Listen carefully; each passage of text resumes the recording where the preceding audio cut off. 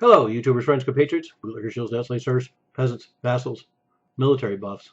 I'm a useful idiot. Welcome. And as promised, I want to talk a little bit about the Saudi Arabian army, particularly in light of these scary stories about 150,000 Saudi Arabian troops headed to Syria.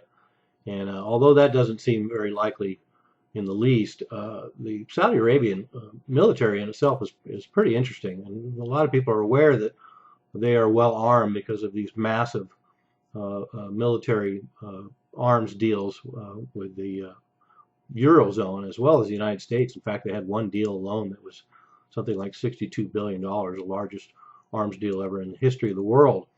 And for the kind of kingdom, the monarchy, and the kind of population they have, and the configuration of the country, it's a pretty interesting military. And the fact that Saudi Arabia spends 25% of their budget on the military, $80 billion, is pretty staggering in itself to have this massive military. So, of course, one has to ask, what exactly do they have in mind?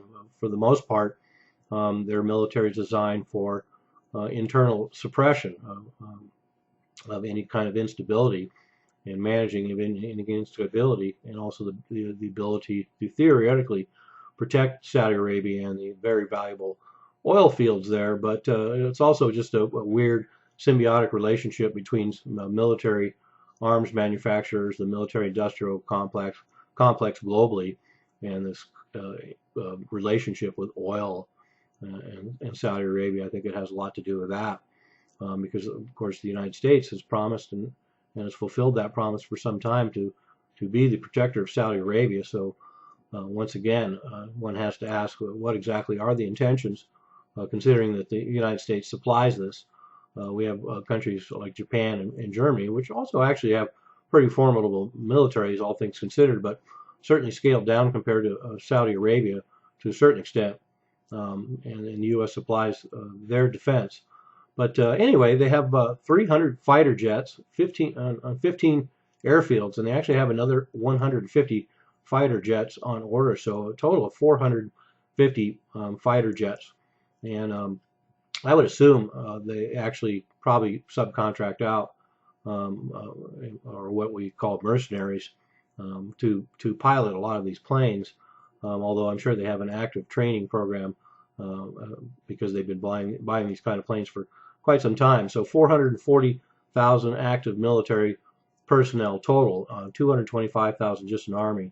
But of course, a lot of that is the military bureaucracy. But to go back to that $80 billion that they spend on the military, 25%, they're the top five in the world military spending. In the last 5 years, they've actually been number one. So that gives you an idea of exactly how much equipment Saudi Arabia has been buying. So they're preparing for something on a large scale, and it could be the changeover in the monarchy.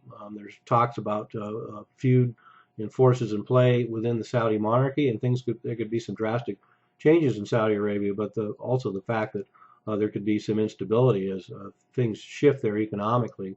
And we're seeing that right now. Things are shifting dramatically in Saudi Arabia, and perhaps they've been aware of the potential for future instability. And in fact, to go back to the military personnel, they have 100,000 in their National Guard. And these, of course, are the best trained, the best armed, the most loyal. And kind of like we see in a lot of other Middle Eastern countries, they are the ones who actually guard the government. It reminds me of Iraq, where the crack troops, the National Guard, are the ones that stay in Baghdad and protect all the weasels while the rest of the grunts are out in the desert dying. But anyway, so there's that 100,000 National Guard, 40,000 in the Navy, 40,000 in the Air Force, and they have 442 M1A2 main battle tanks from the United States, of course, 82 Apache helicopters from the United States, of course, and on order they actually have 4 state-of-the-art warships from Lockheed Martin. And that's interesting in a couple reasons. First of all, the fact that Saudi Arabia is buying more and more large-scale warships, probably a good investment for them, particularly because of their geopolitical importance and their location, the geography of that region.